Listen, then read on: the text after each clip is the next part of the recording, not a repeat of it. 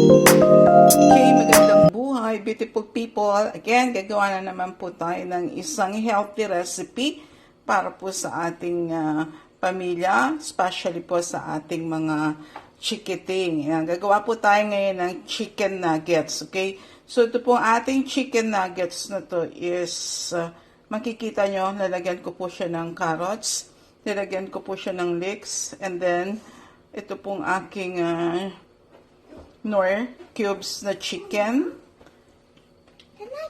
And then the egg. And then the flour. Mixture po yan ng flour and cornstarch. Then we have the paprika and the pepper. Ito po yung ating chicken breast na ating gagamitin.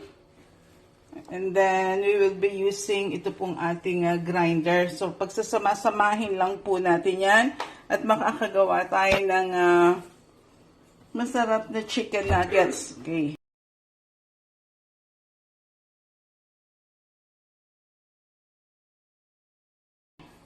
So, let's see.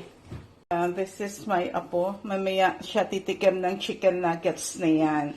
Okay? So, ating iluluto pong chicken nuggets.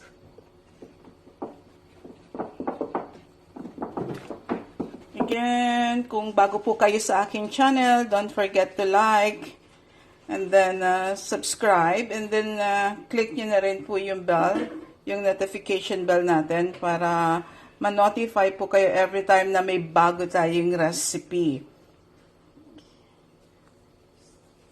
I start na natin tong ating, say hello to them. Okay, itong ating chicken nuggets. Napaka-simple lang. So, ito po yung ating chicken breast. Lalagay nyo lang po siya lahat. Lagay nyo lang lahat yung inyong chicken breast. Okay. So, i-grind po natin. Huh? Mama, what we going to do? What we going to do? So, i-grind po natin siya.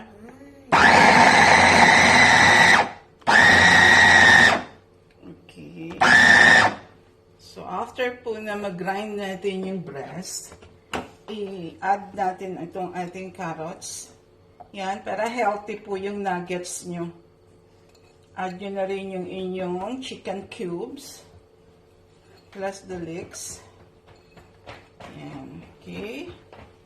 Since meron na tayong chicken cubes, so, half teaspoon na lang po ng salt ang ating gagamitin. Half teaspoon na lang po ang ating gagamitin. And put some pepper. Yan. Ayan naman po yung aking apo. Gusto po niya involve siya lagi. Okay. Put some paprika. Depende na po yan sa inyong gustong panlasa. So, yan na guys, lahat to, nandito na lahat yung ating ingredients. So, i-grind na lang natin po siya ulit. Okay.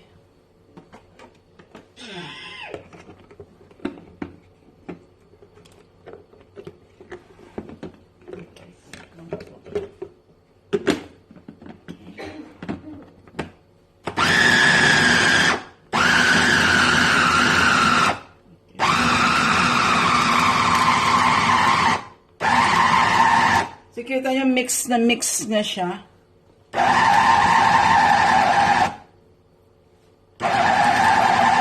What we doing? Okay. You need to push it. Okay, that's it. Hurry! Hurry! Hurry! So, gagawin po natin ngayon is i-form po muna natin siya into balls like this. Yan. Para po mabilis niya siyang makortihan. So, kortihan niyo lang po siya ng pa-square. Don't worry, malinis na po yung aking kamay. Yan. Okay? Ipipress niyo lang naman po siyang ganyan. Yan. Okay? Para magmukha po siyang yung nuggets shape. Just press down nyo lang po siya ganyan. Okay. nugget shape na po siya, di ba? Maganda po dito, pag gumagawa kayo ng sarili ng chicken nuggets, alam niyo pong mga walang additives na kung ano-ano. So, mga healthy po yung pwede nyo ilagay, like carrots. So, meron ng meat, may vegetables na rin. So, magiging complete na rin po yung inyong nuggets. So, after na ma-shape nyo siya na pa-nugget shape, like this, i-dip nyo siya sa egg. Yan. So, after nyo po ma-dip sa egg, ganyan, didip po natin siya sa egg. Ilagay naman po natin siya sa flour. Yan. I-dip po natin siya sa flour na mayroong kasamang cornstarch. Bakit po kailangan magkasama yung cornstarch at saka yung flour? Yung cornstarch po kasi is nakakapagpa-crispy po siya. So, pagka meron siyang kasamang cornstarch, magiging crispy po yung inyong chicken nuggets. Yan. So, lahat po. Ganyan lang po yung gagawin nyo. Dip nyo sa egg. Then, second sa flour. Second sa flour.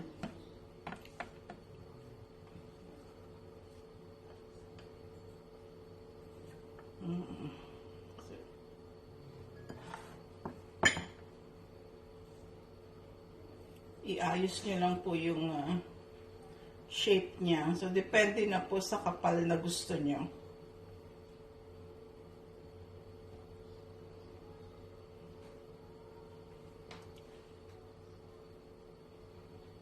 So, yan po. Nakikita nyo?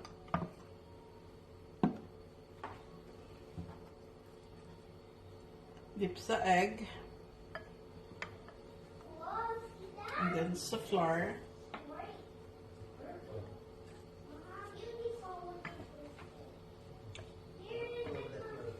Yan po. Okay.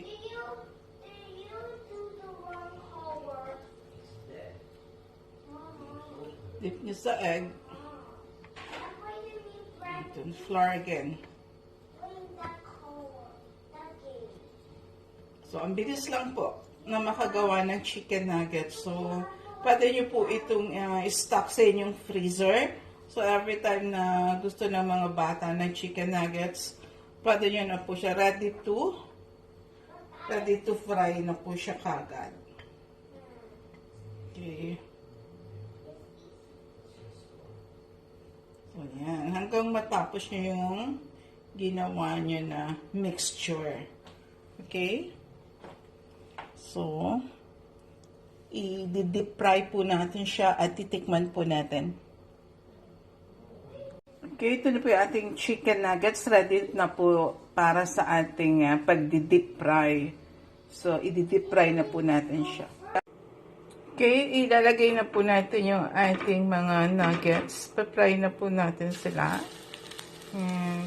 Low fire lang po para pati yung loob niya is maluto.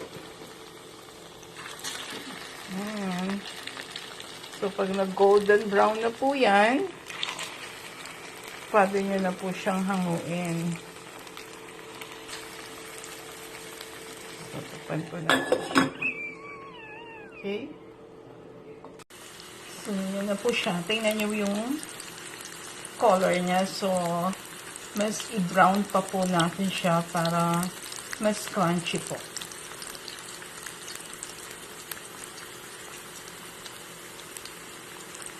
Guys, ito na po yung finished product natin ng chicken nuggets. So, don't forget to like, subscribe naman po sa aking channel. And try nyo pong gawin itong chicken nuggets for your kids. Thank you for joining me. Once again, this is Mommy Chi. And God bless you.